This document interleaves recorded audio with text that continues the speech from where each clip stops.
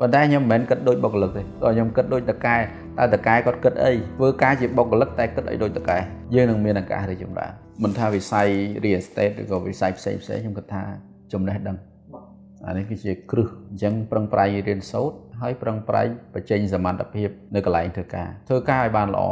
ទោះបីយើងធ្វើការឲ្យគេក៏ដោយយើងធ្វើការបើសិនជាយើងធ្វើការយើងគិតឲ្យដូចតកែយើងនឹងមានឱកាសរីកចម្រើនធ្វើការជាបុគ្គលិកតែគិតឲ្យដូចតកែតែបើធ្វើការបុគ្គលិកគិតបែបបុគ្គលិកយើងអត់សូវរីកចម្រើនទេខ្ញុំក៏ជាអតីតបុគ្គលិកដែរប៉ុន្តែខ្ញុំមិនមែនគិតដូចបុគ្គលិកទេតើខ្ញុំគិតដូចតកែតើតកែគាត់គិតអីហើយយើងធ្វើឲ្យបានល្អ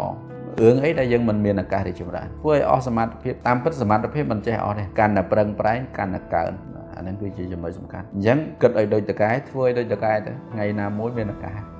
ណាបាទ